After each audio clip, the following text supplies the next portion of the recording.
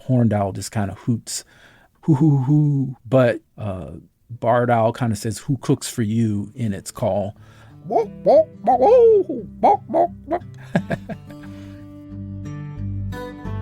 That's Dudley Edmondson. He's a legendary outdoorsman and birder who has spent the last 40 years working and playing outside. From a young age, it was clear to Dudley that the outdoors is where he felt most at home. He loved birding and fishing, and he taught himself photography so he could document his adventures. He was able to build a career as a nature photographer, and over the past several decades, Dudley has worked with PBS, the National Park Service, the Nature Conservancy, and more. Dudley is also a cinematographer, speaker, and an author. In 2006, he published a book called Black and Brown Faces in America's Wild Places. He hopes that his books, photos, and film work will inspire the next generation of Black, Indigenous, and other people of color to get outside. I'm Shelby Stanger, and this is Wild Ideas Worth Living, an REI Co-op Studios production brought to you by Capital One.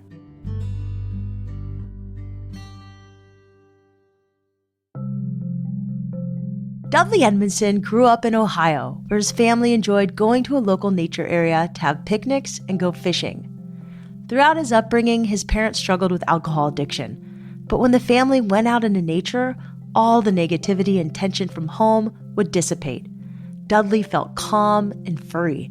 He realized that being outside was essential to his mental health. Eventually, Dudley fell in love with birding and decided to prioritize his relationship with nature even further by moving to northern Minnesota. Dudley Edmondson, welcome to Wild Ideas Worth Living. We're excited to have you on the show. Yeah, great to be here. So I'm really curious, I don't think of Minnesota. I know it's the land of 10,000 lakes, but I never thought of it as the place to be a birder. Well, Minnesota is a huge state. And I originally came here to be a professional nature photographer. And so I felt like I wanted to live in a place where nature was very accessible. I wouldn't have to work as hard as I had to in Columbus. You had to drive, a couple of hours to Lake Erie. And there really wasn't any quote unquote wilderness in Ohio. That I would consider, but where I live here in northern Minnesota, about 150, 80 miles or so south of the Canadian border, wilderness is everywhere. It's within walking distance. How did you get into birding?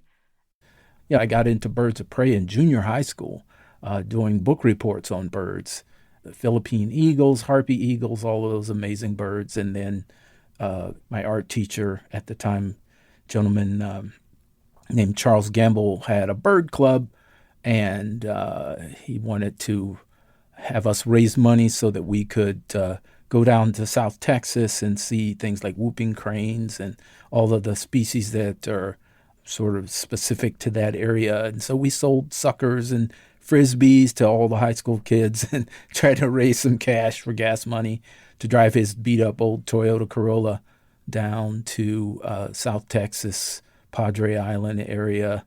And I kind of got hooked on birds at that time. What's like a typical birding session for you look like, or even a birding season? I don't bird specifically to bird as much as I once did. That is to say, where I would, get in my car and get my binoculars and drive to some destination and go birding. These days, most of my birding is either done from my yard, which is my number one spot, or like I said, I'm fly fishing, I'm looking for brook trout, but I'm also watching ospreys and eagles and herons, or, I'm making a run to the grocery store and, there's bald eagles, soaring over the parking lot or something like that.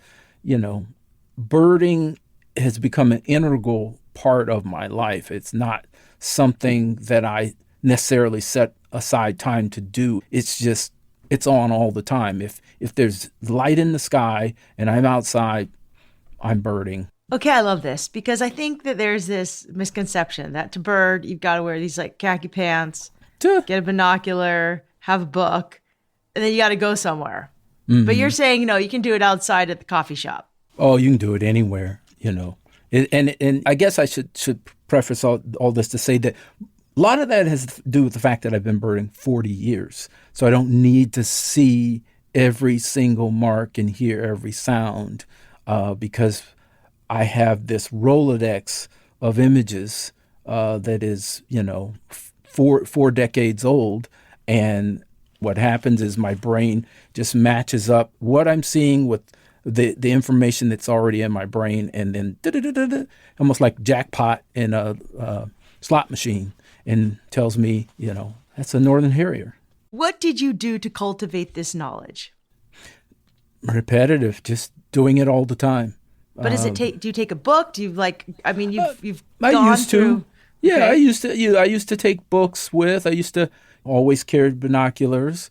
And then I also used to listen to, when I was going birding, driving to the location, I would listen to cassettes of bird calls or CDs that were birds that I would likely see when I got to where I was going to go. One thing Dudley loves about these animals is knowing just how far they travel. A warbler he sees in northern Minnesota can be in South America in a matter of weeks, or the golden eagles he spots from his backyard. They've traveled hundreds of miles from the prairies of Saskatchewan, Canada. It's almost like Dudley can travel vicariously through birds. Do you have a fun or a memorable birding story that you can tell us? Well, yeah, just a couple of years ago, 2 or 3 years ago, there was a big invasion of common redpolls, which is a species of bird that nests in the Arctic. And they tend to start heading north towards the end of winter. And so here in northern Minnesota, they pass through as they're heading back north. And the thistle seed, and if you're lucky enough for them to find your feeders, they will come in the tens of, and sometimes the hundreds, and eat seed literally until it's gone. And again, these birds are from the Arctic, so they're not very familiar with people, and don't have a lot of fear. And so they were in my backyard at my thistle feeders, and I was able to actually sit on the ground in and amongst them, and they would land on me, and I was able to get these amazing photographs.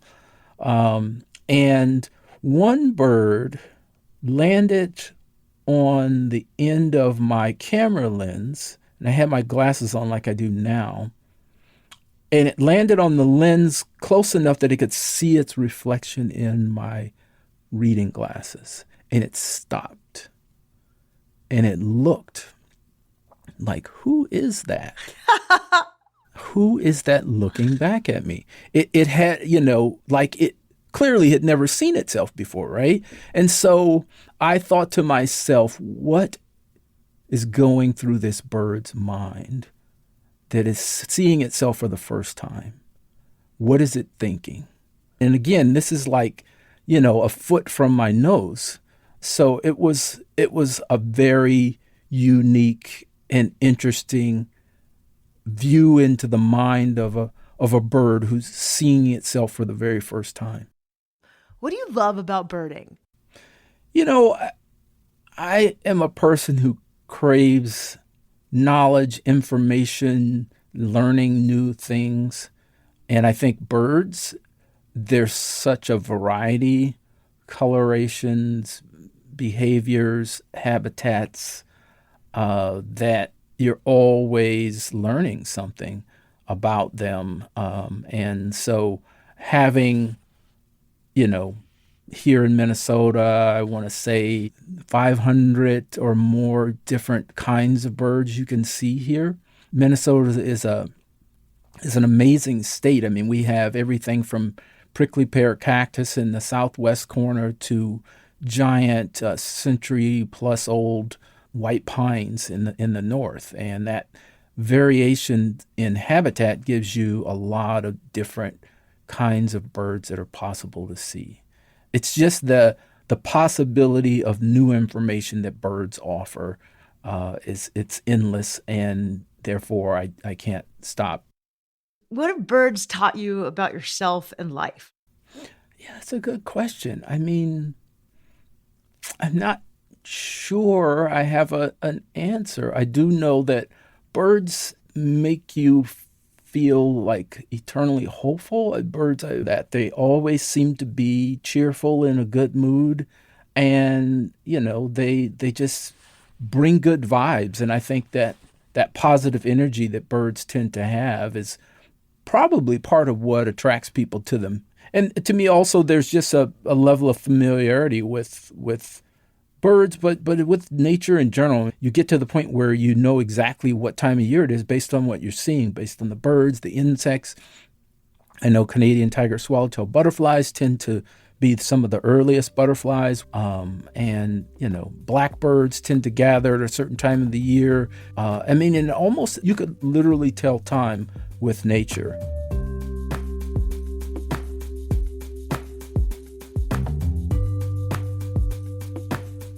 When we come back, Dudley talks about his career as a nature photographer and cinematographer.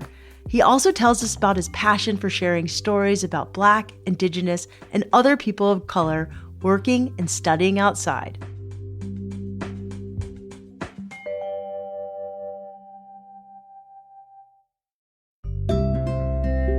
I have good news. The REI Co-op MasterCard turns everyday spending into limitless possibilities by offering benefits and rewards that support your love of the outdoors. The REI Co-op MasterCard is just available to members, taking your membership even further by offering 5% rewards on every purchase at REI, on top of your typical 10% co-op member rewards on full price purchases. And there's a bonus. This card also includes a 1.5% reward on purchases anywhere MasterCard is accepted. Not only does the REI Co-op MasterCard benefit you as a co-op member, but it also gives back to the community by donating $2 million annually to the REI Cooperative Action Fund. Visit rei.com/MasterCard-podcast to learn more about these benefits and to apply. That's rei.com/MasterCard-podcast. Terms apply. It's time to start planning your spring outdoor adventures because, believe it or not, springtime is right around the corner. After you decide which campsites to book and trails to hike, you're going to want to get your gear prepped. That's why I'm excited to tell you about Birkenstock's Mogami Terra sandal.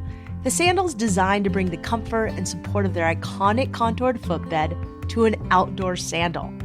The sandal also has their iconic adjustable dual straps and a hook and loop back strap to keep your foot feeling secure all day long. They're the perfect complement to your favorite trail and water adventures. With added durability, traction, and water resistance, Birkenstock has created an incredible off-road edition of their popular sandals for under $100. Check them out now at your local REI or at rei.com.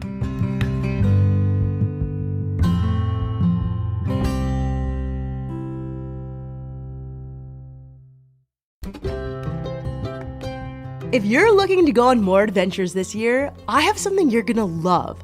Did you know that REI offers wholly immersive outdoor experiences where they manage all of the details? I'm talking bucket list vacations, like camping in Bryce Canyon or snowshoeing through Lake Tahoe. They'll even take you cycling through Alaska. REI organizes all of the accommodations and works with world-class guides to plan your outdoor adventure and make sure you're doing it safely. What I love most is that these trips cater to beginners and experts and are suitable for various groups, including families, women, and those under 35. That means that there's an adventure for everyone. With more than 100 trips from coast to coast, REI is sure to have a trip that will get you outside, learn new skills, and meet new friends for future adventures. And there's a bonus if you're an REI Co-op member. Members save an average of $400 on each trip they book and get a bunch of other benefits. If you're not a member yet, we'll share a link in the show notes so you can join today. Visit rei.com/adventures to find the itinerary for you. That's rei.com/adventures.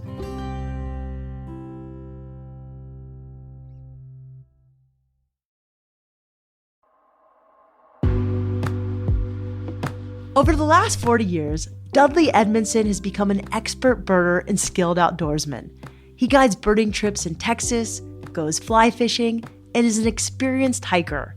When Dudley started birding in high school, he never thought it would become more than a hobby. But spending so much time outside laid the groundwork for him to build a career as a nature photographer, cinematographer, and author. So your job is nature photographer as well as birder and author. Is that right? I do filmmaking as well. And filmmaker. Okay, so you do it all. How did you come to this career? I tend to be a guy who just, as I've said many times, I get bored easy. So I'm constantly, coming up with new things, but always having that foundation. Nature and the environment has been my foundation for, my entire adult life. There's a component of the out of doors and nature that's involved in everything I do. So as the photography, maybe you're familiar with the photography market, kind of slowed down, just like the newspaper magazine market slowed down because the technology and cameras improved. And so it kind of killed that photography market. So, these days, mostly what I do is filmmaking. Did you go to school for photography or film? No. I'm self-taught. I'm every, if you want to call them skills, every skill I have is self-taught. And that is part of the fact that I understood early on that I was an experiential learner. I need to see things. I need to be hands-on with stuff to actually learn something. Reading a few paragraphs, nothing. But put it in my hand, show me how to do it, and then I can mimic that, behavior or the motions and movements you're doing, and then I teach my brain. So I've always been that type of person who learns by doing, and that's kind of how I taught myself photography and filmmaking, taught myself how to swim, watching numerous YouTube videos of Australian swimmers. Wait, back up. How old were you when you taught yourself how to swim? Probably in my 40s. And you learned how to swim by watching YouTube videos? And then mimicking the behaviors and understanding that you need to push water in the opposite direction of where you want to go. That's awesome. I'm always inspired by people who learn to swim or bike in their 40s. Yeah. Because learning things in your 40s gets hard, but it's so rewarding when you do. I think so, definitely, because people are telling you at that point in your life you might not be able to learn a whole lot more because, your brain's older. But it's like, no, you can. Learning is at least to me, it's a lifelong thing, and certainly is, I think, part of what helps me get up every day and feel great. Like, okay, what am I going to learn today? What am I going to teach myself? I just today I was learning about volcanoes before I came here. And how in Iceland and the eruptions and all of the cool things that happen in that process. And it's like, yeah, I learned some new stuff today. I'm curious, with the photography and filmmaking, what are you enjoying, documenting right now? I'm this getting the out of doors more ethnically and culturally diverse and getting voices of people of color heard in everything from conservation to outdoor recreation has been a huge passion of mine since my first book, Black and Brown Faces in America's Wild Places, that I wrote in 2006. And so I've been trying to, expand that with storytelling, filmmaking.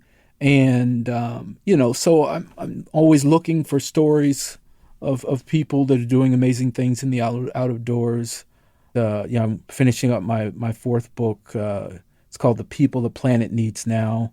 And it's the perspectives and stories of roughly about 25 BIPOC scientists and environmental and social justice activists from around the world, giving their perspectives on everything from climate change to industrial waste. And so that's really, I consider that to be really the next stage of my career is getting that book done and talking to people around the country about it, and hopefully in best case scenario and bringing some of the storytellers with me and letting them tell their stories.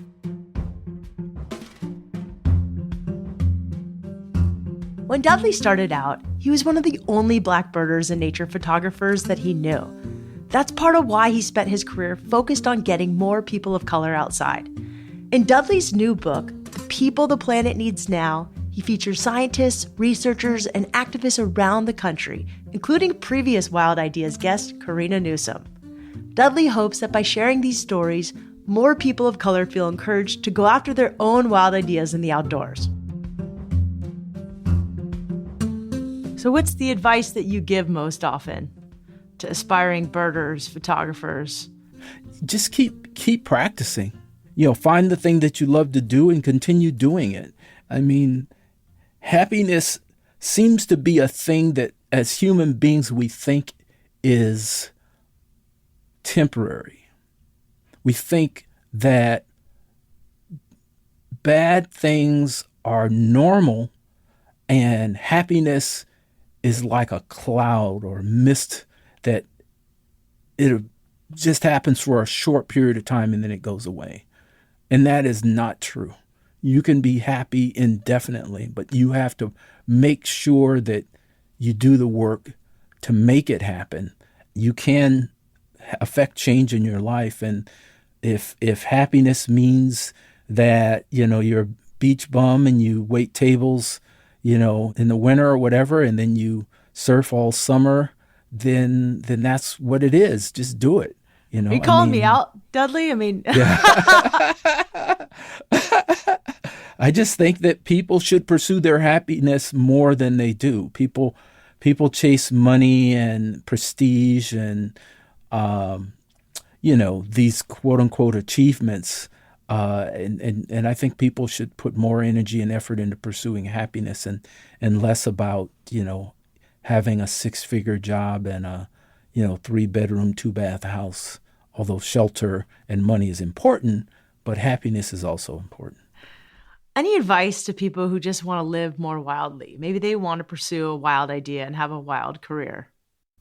Yeah, I think the first thing that immediately comes to mind is get used to thinking differently and being potentially temporarily mentally or physically uncomfortable. We're so accustomed to being comfortable and being in, having the ability really to control our environment. I'm in a studio now talking to you, and I'm sure that we can make this room any temperature we want it. And in nature, in the outdoors, you don't have that luxury. You have to dress for it or be uncomfortable, or die, perhaps, if you're really a bad planner. So I just feel like being uncomfortable and enjoying new experiences and just challenging yourself is part of it, because when you achieve the things that you wanted to achieve, it's so much more rewarding. I remember the very first time I started traveling back in the very, very early 80s. I would drive from my home in Columbus, Ohio to Chesapeake Bay to go bird watching and camp I didn't stay in hotels. I car camped. And at one point it dawned on me, I said, if you can survive on your own wits, sleeping, in campgrounds in the woods and parks and things like that, if you can do all that on your own for like 10 days in a row, what can't you do? I challenged myself, and then I started to realize that if I can do this, I can do just about anything. And that's what I think adventure does, is it teaches people how to, surviving is maybe too simple, but it just, you think more critically, you kind of MacGyver stuff, it's like, well, I need shelter. My tent pole's busted. 3 days ago, a windstorm came through, but I still have the tent. How do I, make this work? And so you just get to this point where you just become a really good problem solver. I think that's one of the things that adventure has taught me, is my problem solving skills are huge because of just having had these experiences where, oh, you know what, I'm out here, I can't go to Walmart, or I can't change the channel or change the thermostat. I've got to find another layer. I've got to figure something out to make this thing work. I'm running out of Vienna sausages, and so you have to improvise and adapt. And that is what nature adventure teaches you, is all of those amazing skills.